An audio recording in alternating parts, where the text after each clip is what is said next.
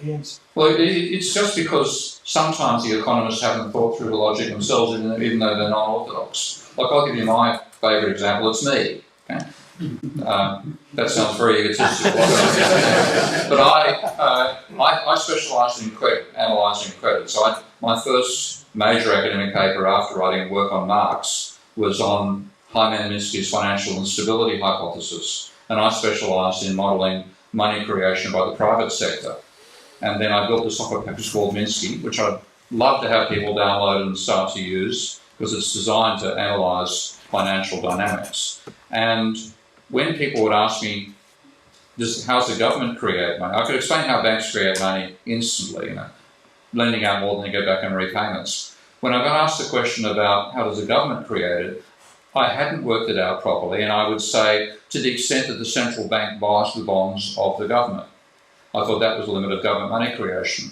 Then I read Stephanie's book, and like 99% of what Stephanie wrote in The Deficit Myth was second nature to me.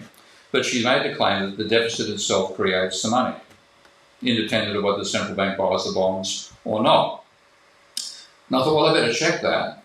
So I got my Minsky software out, and about 5 minutes later I said, yes, Stephanie's right. My gut reaction was wrong. Okay? Now, I then lost some of my supporters at that stage, a couple of weirdos who thought that the idea that what they call, I think Stephanie calls it spending, STAB, spending taxes and bonds. And there's a couple of jerks in Canada who argue that's wrong, and they talk about the government having to tax before it spends. I did the logic in Minsky. Stephanie was right, I was wrong. Okay? So like Joe probably makes the same sort of mistake. He hasn't thought through that if the government sells bonds to the private sector, where do the funds come from for the buying of the bonds? When the bonds are sold by banks, I'll go through the process in a couple of steps. When the Treasury issues bonds, they're first of all sold in what's called the primary market. And banks and institutions that have accounts at the Bank of England are the only ones who can bid in that situation.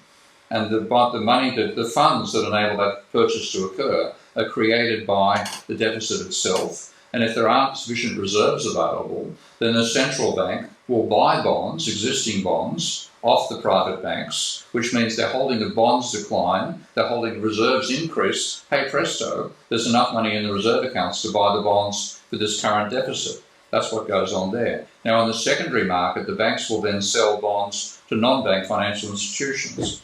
Things, insurance companies, pension funds, etc., etc. And where did the money come from that? The deficit itself created the money. So in both cases, you look at it, the capacity to buy the bonds is created by the self-financing state. I think a friend of mine used that line recently. But he hasn't thought it through, you can make a mistake like Joe makes there.